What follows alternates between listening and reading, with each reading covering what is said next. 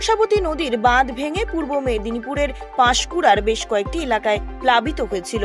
তবে বন্যা পরিস্থিতি কিছুটা স্বাভাবিক হলেও সর্বগ্রাসী কংসাবতীর জল কেড়ে নিয়েছে বসত বাড়ি। বন্যার জল বাড়ি ঘর থেকে নেমে গেলেও রেখে গিয়েছে তার চিহ্ন, যার ফলে আশ্রয়হীন হয়ে পড়েছে বেশ কয়েকটি গ্রাম।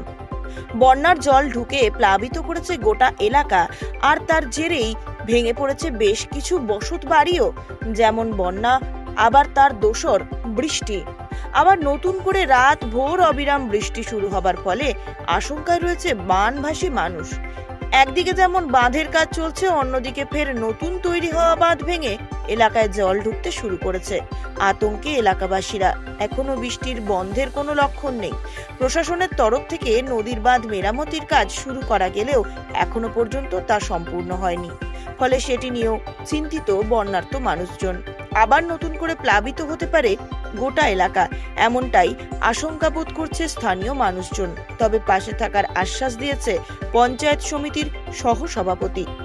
তবে কটাক্ষ করতে ছাড়েনি বিজেপিও। আমরা রাজ্য সরকারের যে নিয়ম অনুযায়ী ইতিমধ্যে গ্রাম পঞ্চায়েতে হাউস গ্র্যান্ট, যারা আংশিক ক্ষতি এবং সম্পূর্ণ ক্ষতি, তার আবেদন ফর্ম নেওয়ার জন্য আমরা ফর্মগুলো গ্রাম পঞ্চায়েতে দিয়ে দিয়েছি। যারা ক্ষতিগ্রস্ত হয়েছে তারা ফর্ম দেবে। পরবর্তীকালে সরকারি নিয়ম অনুযায়ী তদন্ত করে যারা প্রকৃত ক্ষতিগ্রস্ত তারা রাজ্য সরকার যে ক্ষতিপূরণ ঘোষণা করবে সে ক্ষতিপূরণের টাকা পাবে। সুজিত রায়, সহসভাপতি, পাঁশকুড়া পঞ্চায়েত।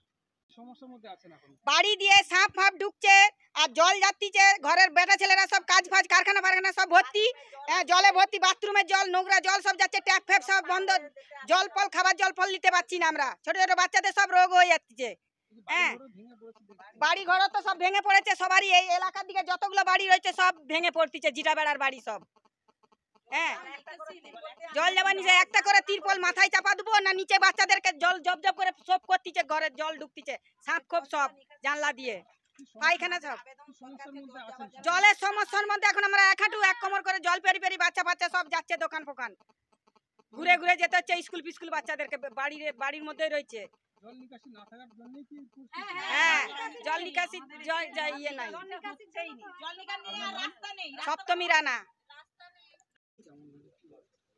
ক্ষয়ক্ষতি প্রচুর হয়েছে, দেখতে গেলে প্রায় মানুষকেই নিঃস্ব করে দিয়ে গেছে।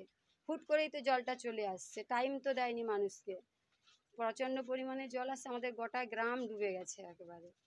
এক জাঙের উপরে জল ঘরেই ঢুকে গেছে, আর রাস্তাতে তো আমরা এক গলা জল পেরিয়ে আবার শেষের দিকটাতে তো এমন জল বাড়লো, দুদিন পরে আমরা সবাই কলা ভেড়াই হয়ে তো পের হতে হলো রাস্তাগুলো, পেরাতেই পারিনি তো, এমন জল। বাড়ি এই তো দেখুন না, এপাশগুলান সব আমরা এই তো ভেঙে পড়ে গেছে, মাটির বাড়ি, সে যা জল লাগছে ভাঙতে শুরু করে দিচ্ছে। কোনো রকমে আমরা মানুষ সব বেরাইতে পারছি, কিন্তু কিছু জিনিসপত্র কিছুই বের করতে পারিনি। জল তো আবার আসতিছে তো, নদীর বাঁধ তো এখনো ঠিকঠাক বাঁধাই হয়নি, বাঁধার কাজ শুরু করছিল কিন্তু হয়নি, আবার ফেরত জল ছাড়ছে, জল আসতিছে, আবার তো ডুবে যাবে সব, গোটা গ্রাম আবার ডুববে। যেও একটু জল কম ছিল, আমরা 7 দিন পরে বাড়িতে ঢুকতে পারছি, 7 দিন জলে ডুবে পড়েছিল, আজকে 9 দিন হয়ে গেল, এই 2 দিন হলো আমরা বাড়িতে আসছি, তাও তো কাদা, জলটা কোনো ক্রমে একটু মানে ঘর থেকে নামছে, মাঠ এই রাস্তা টাস্তা থেকে এখনো ঠিকঠাক নামেনি। আচ্ছা, আমরা এখন বাঁধে, উঁচু বাঁধে আছি, একটা ওই সরকার থেকে তিরপল দিয়েছিল, আমরা এখন সেইখানেই সকলে আছি। হ্যাঁ, এই তো একদম দেখুন না, তো সব ভেঙে গেছে তো একেবারে, প্রচুর কষ্টে। এখন কি করব এবারে, এরপরে আমরা থাকবো কোথায়, খাবো কি, সেসবের কোনো ঠিক নেই। আমাদের তো চাষবাসের উপরে সব কিছু, সব তো ভেসে গেল, কিছুই রইল নিখন, আর ঘরের জিনিসপত্র যেও টুকটাক ছিল কিছুই তো বের করতে পারিনি, আমরা একেবারেই নিঃস্ব হয়ে গেলি। মাধবী সাঁতরা, কয়া। ইতিমধ্যেই গোটা পাঁশকুড়া কিন্তু এক প্রকার বানবাসী এলাকা, সেই জায়গায় কিছুটা স্থিতিশীল হলেও আবার ডিবিসি জল ছাড়া পুনরায় কিন্তু একটা আশঙ্কা রয়েছে, কি বলবেন? এখন আজকে 9 দিন হয়ে গেল আমাদের পাঁশকুড়া পুরো বন্যা পরিস্থিতির মধ্যে আছে।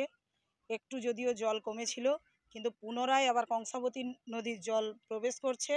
আবার মানুষজনের ঘরবাড়ি পুরো মানে কিছু কিছু মানুষজনের ঘরবাড়ি ভেঙে গেছে, মানুষ সব অসহায় অবস্থার মধ্যে রয়েছে।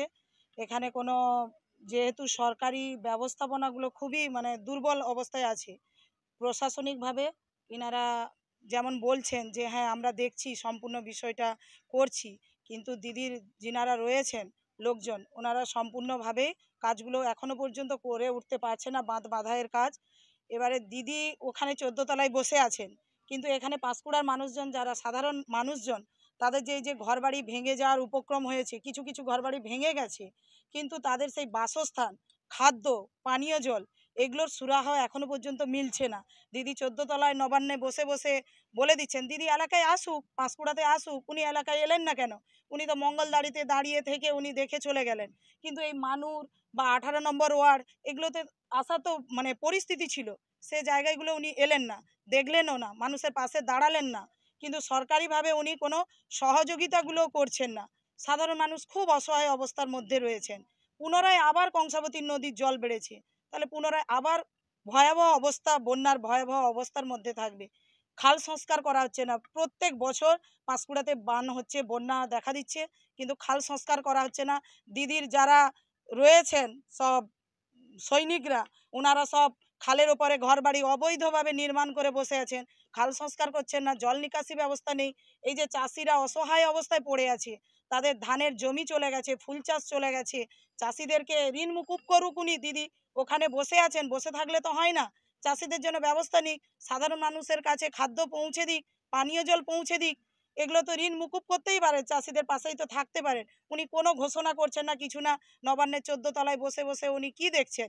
আগে ছিল ডাক্তারবাবুর ধর্ষণ করিয়ে এই যে আরজিকর কাণ্ড যেটা ঘটে গেছে বহুদিন ধরে এটা নিয়ে চলছে, তো আরজিকর কাণ্ডের যে ধর্ষণ কাণ্ডটাকে উনি এখন এখানে পাঁশকুড়ায় বর্ষণ কাণ্ডে পরিণত করে দিয়েছেন, কারণ ওটাকে ধামা চাপা দেওয়ার জন্য পুনরায় উনি এখানে বর্ষণ কাণ্ড, বন্যা পরিস্থিতি তৈরি করে দিয়েছেন।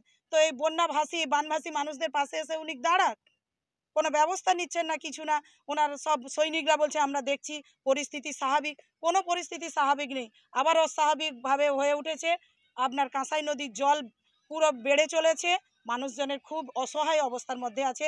আমি আবেদন করব দিদি আসুক, এলাকায় এসে মানুষজনের পাশে থাকুক এবং পুনরায় এই যে বাঁধগুলো বাঁধার কাজ সুনির্মিত করুক, এটাই আমি চাইব। আমার নাম স্বাগতা মান্না, আমি পাঁশকুড়া 1 নম্বর ব্লকের পঞ্চায়েত সমিতির মেম্বার। পেছন দিক দিয়ে জল যাচ্ছে, কি সমস্যার মধ্যে আছেন এখন আপনারা? জলে এখন আমরা ভেসে আছি, জলে ডুবে আছি, বাঁধে আমরা রান্না করে যে খাবো সেই সমস্যা নেই, এখন জল পাস করার হয়ে গেছি না, বাচ্চা কাচ্চা নিয়ে বাঁধে উঠতে পারতেছি না, জল পাস করে দেখতে তো পাচ্ছেন কিরকম বাড়ি, আপনারা তো গেছিলেন ওই পাশে দেখতে, দেখে যান।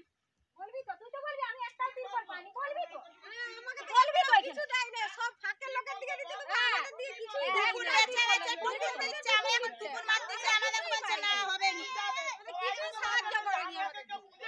কেন তোমাকে ডাকি দিব?